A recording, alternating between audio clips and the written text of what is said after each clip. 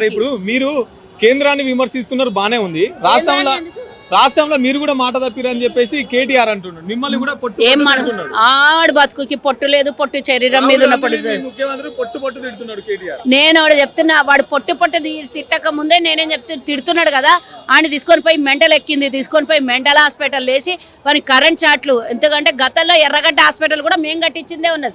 ఆ ఎర్రగడ్డ హాస్పిటల్ తీసుకొని పోయి వైర్లు ఇక్కడ రెండు వైర్లు పెట్టి కరెంట్ చాట్ ఇవ్వాలి కొడుకుకి. వెధవా వాడు అంటాడు రాహుల్ గాంధీ ఉరి తీయాలంటాడు. తెలంగాణ ఇచ్చినటువంటి ప్రదాతలు వాళ్ళు 2 సార్లు ప్రధానిగా అవకాశం వచ్చినా కూడా వదులుకున్నటువంటి త్యాగుడైన నీలాగా అవకాశం కోసము అంటే అధికారం కోసమో డబ్బు కోసమో అహం కోసమో బతికినటువంటి రాహుల్ గాంధీ కాదు. ఆయన అన్నీ వదులుకున్నా కూడా ఈరోజు నిక్కర్షిగా దేశ ప్రజల కోసం పనిచేస్తుడు.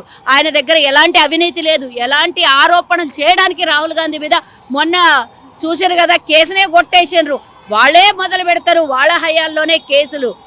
అంటే ఎన్ని చేయాలో అన్ని చేస్తారు రాహుల్ గాంధీ మీద. అయినా అదురుతలేడు, బెదురుతలేడు. 4080 కిలోమీటర్లు నడిచి దేశ చరిత్రలో ఒక మైల్ స్టోన్ని సృష్టించినటువంటి రాహుల్ గాంధీకి నువ్వు ఉరియేస్తానో కానీ నీ నాలుకను బయటికి గుంజి కట్ చేస్తారు తెలంగాణ ప్రజలు. కవిత గారు మీరు వేసిన బాణమేనట. కవిత గారు మీ స్క్రిప్టే చదువుతుందట కదా.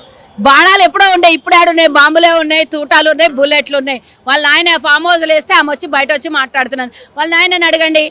ఆమె అన్ని క్లియర్గా ఇప్పుడు ఆమె ఎట్లయితే మొత్తం విషయాల్ని బయట పెడుతుందో వాళ్ళు చేసినటువంటి అవినీతిని వాళ్ళ నాయన దగ్గర పోయి చెప్తే వాళ్ళ నాయన ఎందుకు మేము వేసిన బాణం అంటారు కదా. వాళ్ళ నాయనకు వచ్చి చెప్పమని ఈ మాట బయటకు వచ్చి వాళ్ళ అన్నకు చెప్పమను, హరీష్ రావుకి చెప్పమను, సంతోష్ రావుకి చెప్పమను. వాళ్ళు ఎవరు మాట్లాడండి, కింద స్థాయిలో మాట్లాడే మాటే గాలికి దొరికినాం కదా, ఇక దొరికిన వాళ్ళకి దొరికినట్లు అనాలని అధికారంలో ఉన్నారు. మా మీద బట్ట కాల్చి మా మీద వేస్తే సరిపోతుందా? ఆమె ఇడిచిన బాణం ఎవరో వాళ్ళని పోయి అడగండి. ఆమె కొత్త పార్టీ పెడతా అంటున్నది. కొత్త పార్టీ పెడితే ఎంతో రేవంత్ రెడ్డి గారితో మంత్రి పదవి ఒప్పందం జరిగింది. అందుకోసం ఈ ప్రయత్నాలు ఇట్లాంటి ఊహాల గానాలకే ఆకాశాల్లో నుంచి మంత్రాలకు చింతకాయలు రాలుతాయి అన్నట్ల ఇక ఇట్లాంటి ఊహాగానాలు అవన్నీ మాకు తెలియని సబ్జెక్టుని వాస్తవాలా అంటే మేమేం చెప్తాం? అసలు సంబంధం లేని సబ్జెక్ట్ అది. మేము మంత్రి పదవి ఇవ్వడానికి కూర్చున్నాం. ఆమెకి ఆల్రెడీ ముండమోసిండ్రు తెలంగాణని. మళ్ళీ అట్లాంటి వాళ్ళని తీసుకొని వచ్చి మా పార్టీలో పెట్టుకుంటామా మేము?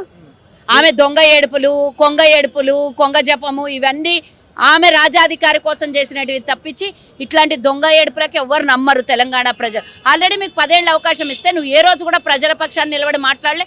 అధికారం పోగానే పదవి పోగానే వాళ్ళ ఇంట్లోకి వెళ్ళి తరిమేయంగానే నీకు అన్ని గుర్తొచ్చినాయి. ఆ గుర్తొచ్చిందంతా తెలంగాణ ప్రజలకు నువ్వు ఏడుపులతో చూపిస్తే నమ్ముతారా ప్రజలు? ఈ ఏడుపు వెనకాలల్లా కేసీఆర్ ఉన్నాడు 100% రాష్ట్రం.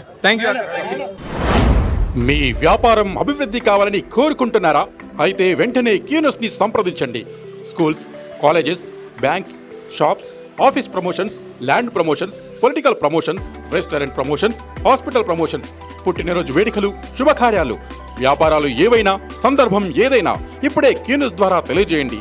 మీ వ్యాపారాన్ని అభివృద్ధి చేసుకోండి.